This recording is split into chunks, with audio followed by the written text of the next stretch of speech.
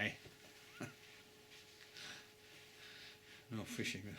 The rivers are up over the top of the bank again. So I've got a script here. So if I keep looking down, I'm referring to my notes.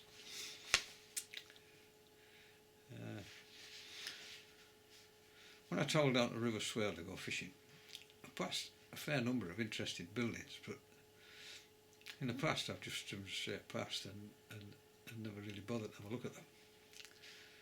But with the rivers being in flood and there being no fishing, I thought, well, I'll have a look at these things in a little more detail. So this little video is about the Almshouses at Burneston, and on the other side of the road, St Lambert's Church.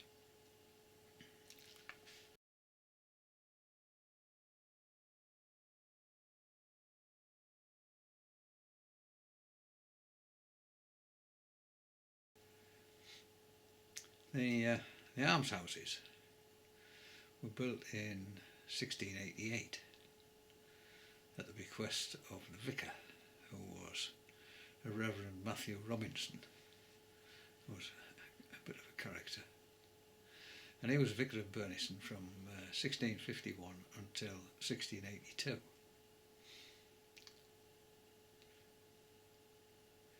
He was very well connected, and he owned land at Rokeby, just outside Barnard Castle.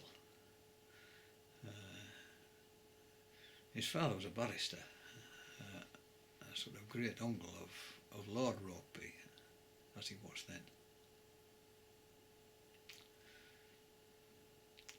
So Matthew Robinson, he studied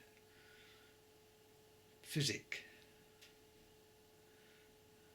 which was sort of another word for medicine, at Cambridge. And there were very troubled times, because this was during the Civil War, when England was in absolute turmoil. Oliver Cromwell's troops all over the shop, stopping people and giving them a bit of a grilling, if not more. Especially in the north of England, where they were absolutely rampant, especially with anyone to do with the church.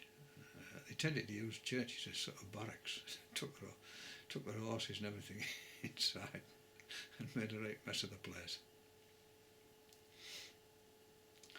And the Robinson family had a coat of arms, described as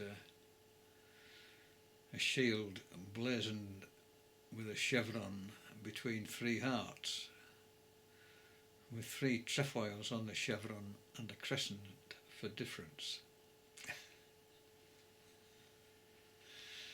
The crescent on the shield indicated a second son, and if you look on the front of this building, you will see that that's what's there.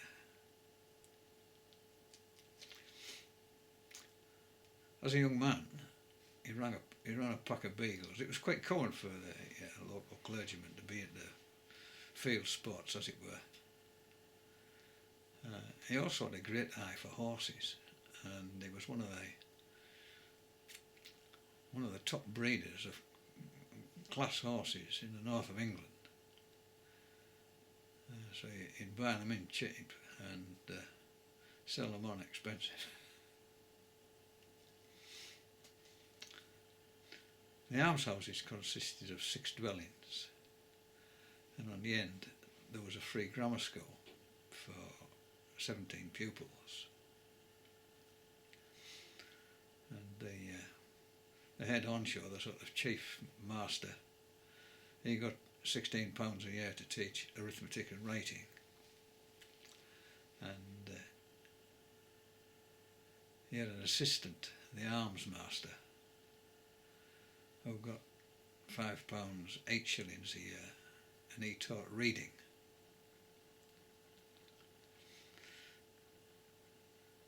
The other 6 dwellings were lived in.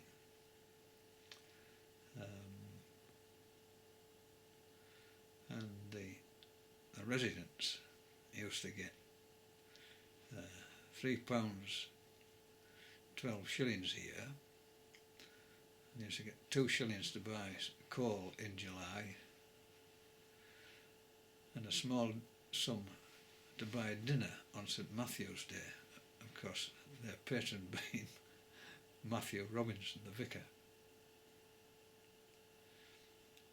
In addition to that, there was another £2 5 shillings which was set aside in January, and that was used to buy material to make a sort of uniform.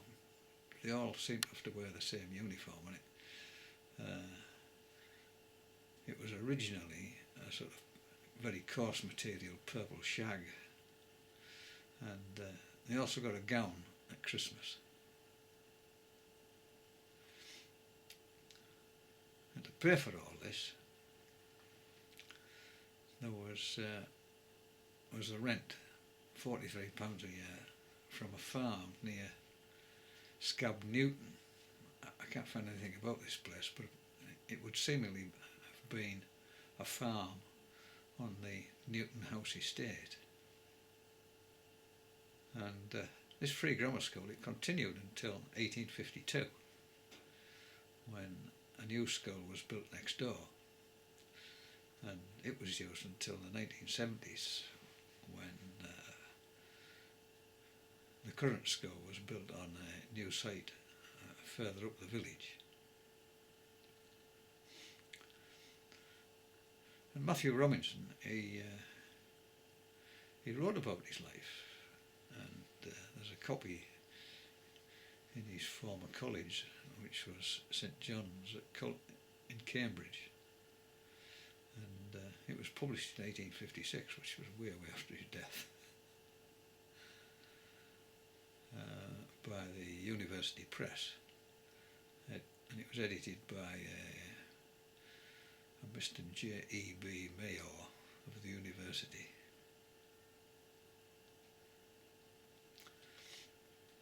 Anyway, the Reverend Matthew Robinson, he died in 1894, and he's buried in Berneston churchyard. I suppose if I went and had a look I could find his grave,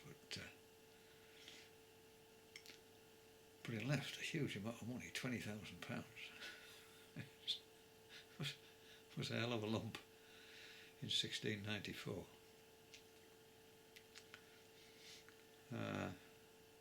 And on these almshouses are all kinds of inscriptions in Latin, which seem to be quotes from the scriptures, but when you look up the scriptures, I can't make any sense of it.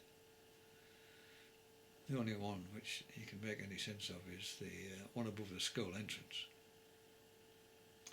And recently they seem to have been done up. The mullioned windows certainly seem to have been subject to some attention recently. What was surprising was that on the end of this row of almshouses is a decrepit telephone box, which is in fact a grade 2 listed building. I couldn't believe it.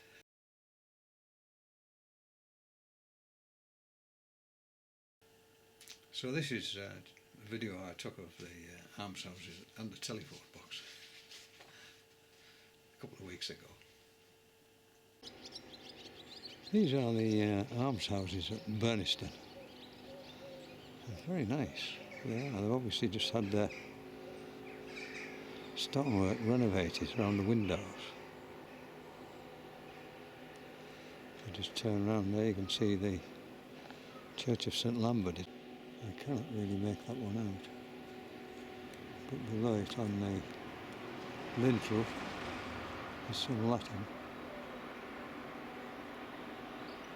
and the Bible.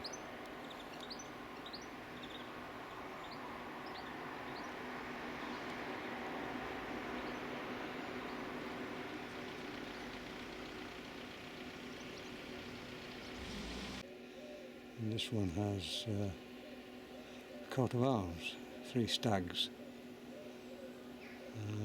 the moon, and it says Video Times Fugio. and then above the lintel it has something I can't really read. Built in, according to this, 1680. But what's interesting is people have carved their names in a sort of ancient graffiti on the door. As you can see there, people long since gone. And on the end is a sundial dated 1883, and underneath is this inscription: "Time from the church tower, Christ to you and me, upon this moment hangs eternity. The dial's index and the belfry's chime, to eye and ear confirm this truth of time. Prepare to meet it, death will not delay. Take then thy Saviour's warning, watch and pray."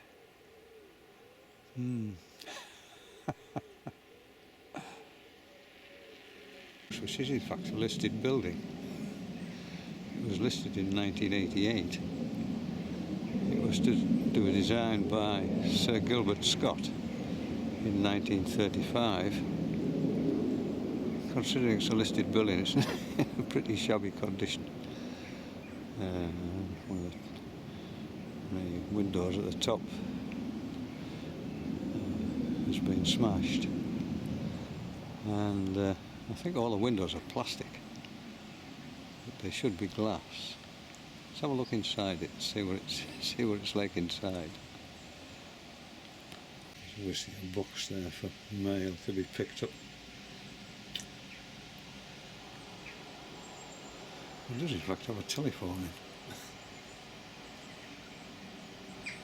in. And weeds growing through the floor. It's obviously very rarely used.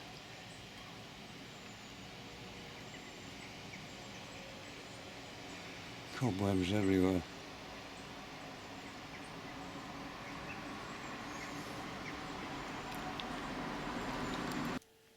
Opposite the Almshouses is St Lambert's Church. It's the only one in the country dedicated solely to St Lambert, and it's a Grade 1 listed building.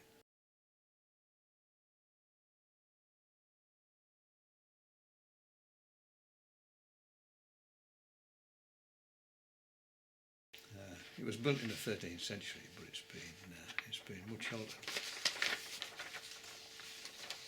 It's been very much altered since then.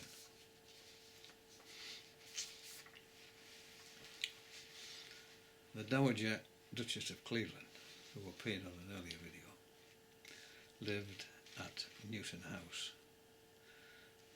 a huge place on the edge of Londonderry. That's Londonderry, North Yorkshire, not Londonderry, Northern Ireland. And she was incredibly rich. She was the widow of the first Duke of Cleveland, who owned the massive Raby estate. In fact, it's still in their hands. It's now, I think his successor many times over is a chap called Lord Barnard. The Duchess, she owned Londonderry and just about every property round about, farms, you name it. Her father, Robert Russell, he had been the head gardener at Newton House, and when she married the Duke of Cleveland, it caused an awful stink, because she was obviously from below stairs. And she was his second wife, his first wife having died. She was in charge of the living at Berneston Church, which meant that she decided who was going to be the vicar. And it was a substantial living, and the house that went with it was massive. Now, with her vast wealth, she restored St Lambert's, which was in a pretty decrepit state at one stage. she spent an awful lot of money on it. And one of the windows is dedicated to her husband, the first Duke of Cleveland. And there's another window in the church which is dedicated to a Robert Russell, whom I suspect was either the nephew or the great-nephew of the Duchess of Cleveland, to whom the estate passed following her death. After Robert Russell came a William Darby Russell, who was there around about the 1900s.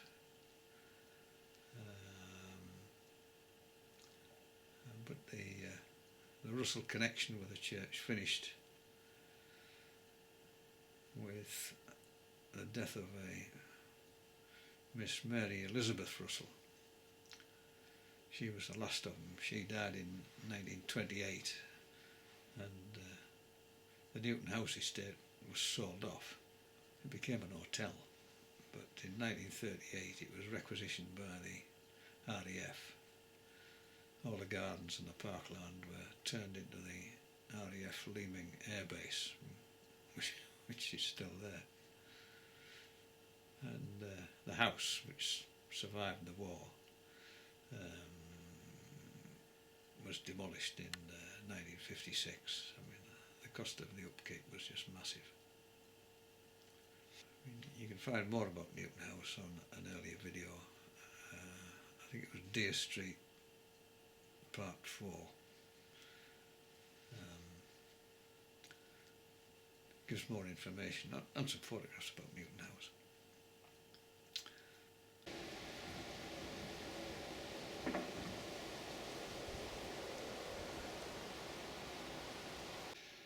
This is inside St Lambert's Church in Burneston.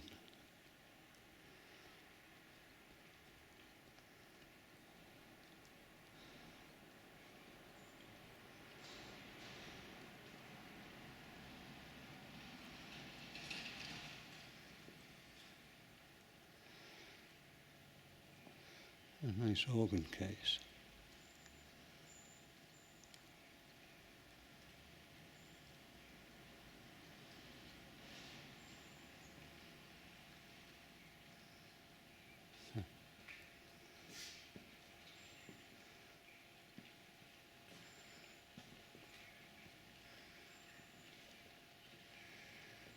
See up there where lead has been removed from the roof. Whether it's been removed to repair it or whether it's been stolen, who knows? If it's been stolen, it's a great shame, terrible. People should do that.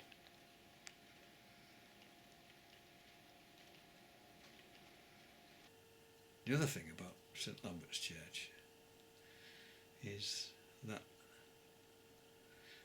the vicar from 1874 until 1919 was a chap called John Thornycroft Hartley.